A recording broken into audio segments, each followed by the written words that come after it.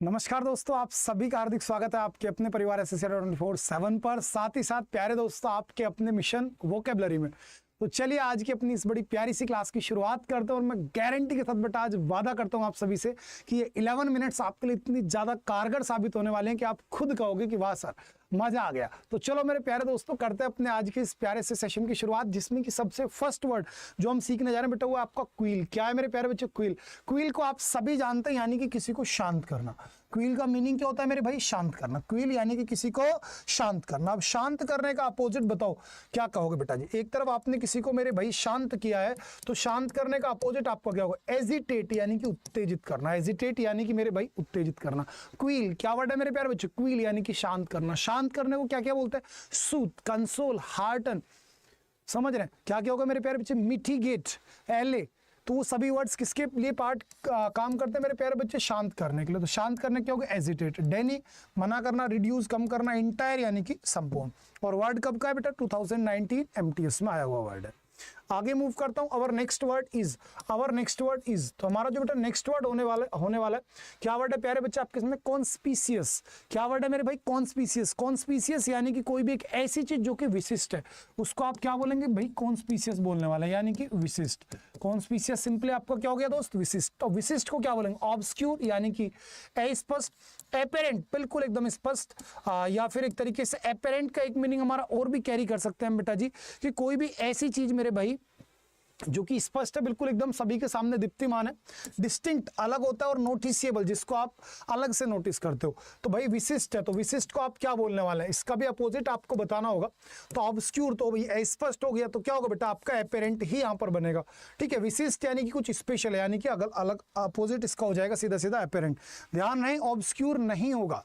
ऑब्स्क्यूर का मतलब होता है स्पष्ट, जो दिख नहीं रहा है आपको, तो ये अलग होगा। ल्यूसिड का अपोजिट बनेगा आपको ऑब्स्क्यूर। नेक्स्ट वर्ड है आपके सामने सेक्रेड, यानी कि प्यारे बच्चे पवित्र, धार्मिक कोई भी चीज, तो इसका अपोजिट होगा आपका प्रोफेन यानी कि अपवित्र। डिवाइन है, डिवाइन यानी कि एक तरीके से जो दिव्य है चीजें। सोलेमन बड़ा अच्छा सा वर्ड है बेटा जी आपके सामने, सोलेमन। सोलेमन यानी कि कोई भी एक ऐसी चीज जो कि गंभीर है। और इसी के साथ पायस, पायस यानी कि पवित्र। पायस भी क्या होता है दोस्त मेरे? पवित्र होता है। नेक्स्ट वर्ड पे आ रहा हूं, पेरिश। द वर्ड इज मेरे भाई पेरिश। क्या वर्ड है मेरे भाई आपके सामने? पेरिश। क्या वर्ड है प्यारे बच्चे? पेरिश। पेरिश को ध्यान रखना, पेरिश यानी कि किसी भी चीज का मतलब एक तरीके से नाश कर देना। पेरिश का मतलब क्या होता है मेरे भाई? नाश करना। पेरिश का क्या होगा? आपका नाश करना। इसका अपोजिट आपसे पूछ रहा हूं, तो अपोजिट आपका क्या होगा? ग्रो। क्या होगा दोस्त? ग्रो। वेनिश। वेनिश यानी कि गायब। वेनिश का मतलब क्या होता है? गायब होता है। और एक बड़ा अच्छा सा वर्ड आ रहा है आपका यहाँ पे, क्या बेटा? विठर। विठर का मतलब होता है दोस्त सूख जाना किसी चीज का, या फिर मुरझाना। विठर का मतलब क्या होता है दोस्त? सूख जाना या फिर मुरझाना। सूख जाना या फिर मुरझाना। Got it. चलिए इसी के साथ क्रम्बल। क्या वर्ड है बेटा जी? क्रम्बल। क्रम्बल का मतलब होगा आपको कोई भी एक ऐसी चीज जो कि टुकड़े टुकड़ों में बटी हुई है, तो टुकड़ों को हम बोलते हैं मेरे भाई क्रम्बल। टुकड़ों को क्या बोलते हैं? क्रम्बल। और ये क्लास आप कंटिन्यू कर लो बस, अब अपनी ईमानदारी से। आपका बेटा वर्ल्ड कप भी हो चुका है, और साथ ही साथ छठ पूजा का भी पर्व जो था वो भी बेटा हो चुका है। अब आपको अपने लिए मेरे दोस्त समय निकालना है। हर दिन रात को सही 9 बजे आपको ये क्लास मिलने वाली है। मात्र 11 मिनट आपकी लूंगा, लेकिन वो 11 मिनट आपको बेटा इतना कुछ दे करके जाऊंगा दोस्त कि आपको खुद मजबूर आप हो जाओगे लव यू सानू सर कहने पे। ठीक है बेटा जी। चलो, डिवाउट यानी कि दोस्त धार्मिक, जो बड़ा अच्छा इंसान है, तो इसका अपोजिट क्या होगा? पैसिव यानी कि भैया निष्क्रिय। प्रोफिशिएंट निपुण होता है। प्रोफाउंड यानी कि अथाय होता है, जो गहरा हो। और प्योर तो बिल्कुल प्योर बेटा जी चीजें होती ही हैं। ठीक है जी। नेक्स्ट वर्ड आ गया आपके सामने परसिवरेंस, जो कि आपको अपने अंदर बेटा पालनी पड़ेगी, आपके अंदर बेटा जगानी पड़ेगी। परसिवरेंस का मतलब होता है दोस्तों दृढ़ संकल्प शक्ति। क्या होता है मेरे भाई? दृढ़ संकल्प शक्ति, या फिर एक तरीके से किसी चीज को लेकर के जिद जो हट होती है, उसको बोलते हैं बेटा परसिवरेंस। क्या बोलेंगे लाडले? परसिवरेंस। तो डिटर्मिनेशन साइनो होगा, परसिस्टेंस भी बेटा साइनो होगा।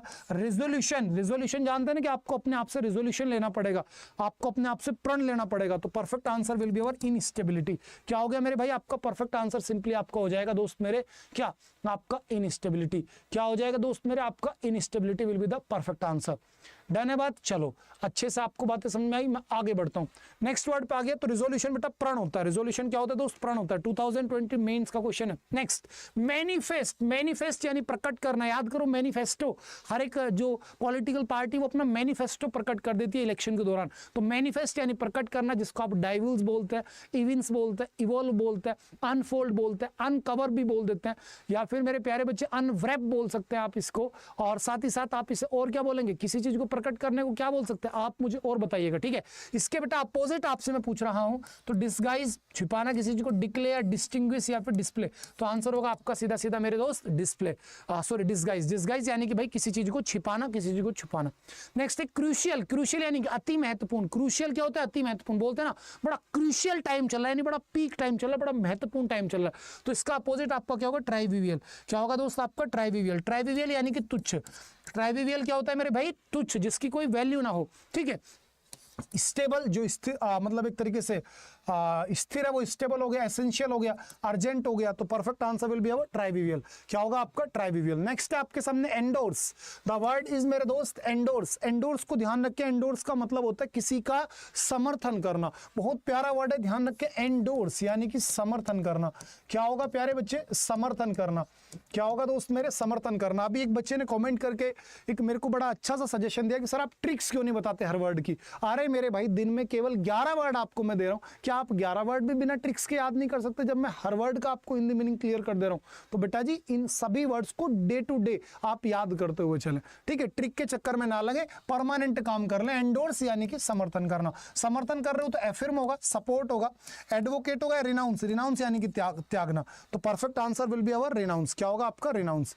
नेक्स्ट वर्ड है ग्रेजुअली यानी कि साधारण से जो चीजें हमेशा चली आ रही है, कंटिन्यूअसली चली आ रही है, उन्हें ग्रेजुअली बोलता है। तो कॉन्स्टेंटली, साइनो होगा, रेडिली, स्टडीली, या फिर आंसर होगा आपका एब्रप्टली। तो आंसर क्या हो जाएगा बेटा जी, एब्रप्टली यानी कि जो चीजें रुक रुक करके होने, जिसे आप इंटरमिटेंटली भी बोल सकते हैं। इंटरमिटेंट का मतलब भी होता है रुक रुक के। क्या होता है मेरे भाई, रुक रुक के। तो answer will be our abruptly. Answer will be our abruptly. Next word आ रहा है एबोमिनेबल। क्या वर्ड आ रहा है, एबोमिनेबल। ध्यान से सुन लो, एबोमिनेबल का मतलब होता है कोई भी एक ऐसी चीज जो कि घिनौनी हो। क्या हो मेरे भाई, घिनौनी हो, ठीक है, तो उसे बोलते हैं एबोमिनेबल। तो डिलाइटफुल आनंदित होता है बेटा, हेटफुल हो गया, कलरफुल हो गया, ये हो गया। तो बेटा आंसर क्या होगा आपका, डिलाइटफुल यानी कि जो आनंद आपको दे रही हो। चलो आज जो मैं आपके सामने वन वर्ड्स लेकर के आया हूं, वो सभी वन वर्ड्स डिपेंड करते हैं बेटा डॉक्टर को डिफाइन करने वाले, यानी डॉक्टर से रिलेटेड है। जैसे कि देखो ऑप्थेल्मोलॉजिस्ट बेटा नेत्र रोग विशेषज्ञ, जो आई का स्पेशलिस्ट डॉक्टर होता है बेटा उसे बोलते हैं ऑप्थेल्मोलॉजिस्ट। नेक्स्ट वर्ड है दोस्त ओटोलॉजिस्ट। ओटोलॉजिस्ट यानी कान का डॉक्टर। ऐसे याद रख लो, ऑटो वाले लोगों कान के होते हैं, बड़े तेज होते हैं, ठीक है ना। तो ओटोलॉजिस्ट यानी कि जो प्यारे बच्चे कान का डॉक्टर होता है। ऑर्थोपेडिक्स जो हड्डियों का डॉक्टर होता है। डेंटिस्ट दांत वाले बेटा जानते हो आप। ऑप्टिशियन जो चश्मा साज यानी कि जो चश्मे या फिर जो इस तरीके का सामान बेचता है बेटा उसे ऑप्टिशियन बोलते हैं। One who sells optical equipments, ठीक है। चलो नेक्स्ट वर्ड पे आ रहा हूं। नेक्स्ट वर्ड है बेटा ऑप्टोमेट्रिस्ट। ऑप्टोमेट्रिस्ट का मतलब होता है जो नेत्र की मतलब की दृष्टि जांच करे, यानी one who measures our vision, जो हमारे चश्मे का नंबर बताता है, उसे हम क्या बोलेंगे, ऑप्टोमेट्रिस्ट। नेक्स्ट चीरोप्रैक्टर, जो स्पेशली बेटा हड्डी टूट जाने पर जो हम डॉक्टर के पास जाते हैं उसे बोलते हैं चीरोप्रैक्टर। इसी प्रकार से पेडियाट्रिशियन यानी कि जो बच्चों का डॉक्टर होता है। पैथोलॉजिस्ट जो बेटा रोग की पहचान करता है कि आखिरकार तुम्हें कौन सी बीमारी है। जैसे हम पैथोलॉजी लैब में जाते हैं तो जो पैथोलॉजी लैब का मेन डॉक्टर होता है उसे पैथोलॉजिस्ट बोलते हैं। क्या बोलते हैं प्यारे बच्चे, पैथोलॉजिस्ट बोलते हैं।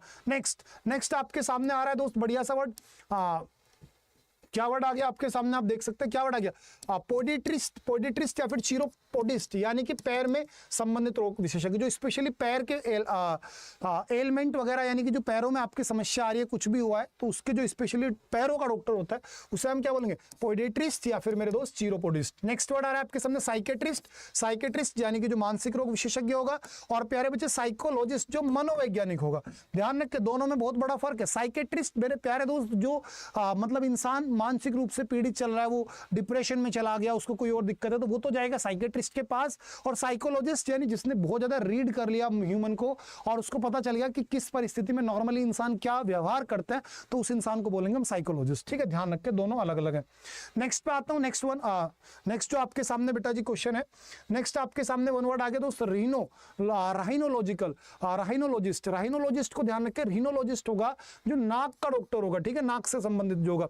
टैक्सीडर्मिस्ट जो स्किन से रिलेटेड बात करे, जानवरों की खाल में भूसा भरकर कुछ ऐसे करने वाला जो होता है उसे बोलते हैं बेटा टैक्सीडर्मिस्ट। नेक्स्ट ऑर्थोडेंटिस्ट। ऑर्थोडेंटिस्ट हो गया जो दांतों वाला होगा, ठीक है। A dentist who treats problems concerning the position of teeth and jaws. चलिए नेक्स्ट फिर से आगे बढ़ता हूं, नेक्स्ट डॉक्टर्स को देखिए बेटा जी। नेक्स्ट आपके कार्डियोलॉजिस्ट, बेटा कार्डियो रूट किसको दिखाता है, हार्ट को, तो जो हार्ट रोग विशेषज्ञ होगा। डर्मेटोलॉजिस्ट जो चर्म यानी कि त्वचा रोग विशेषज्ञ होगा। और गेरेट्रिशियन या फिर प्यारे बच्चे जीरेंटोलॉजिस्ट यानी कि जो बुजुर्ग लोगों की बीमारी का अध्ययन करे उसे बोलोगे। गायनिकोलॉजिस्ट बेटा जो लेडीज का डॉक्टर होगा यानी कि महिला रोग विशेषज्ञ जो होता है। और आपके सामने न्यूरोलॉजिस्ट जो कि तंत्रिका रोग विशेषज्ञ यानी कि हमारे नर्वस सिस्टम को डील करे, नर्वस सिस्टम से रिलेटेड बीमारियों का काम करे, इलाज करे, उसे बोलते हैं बेटा न्यूरोलॉजिस्ट।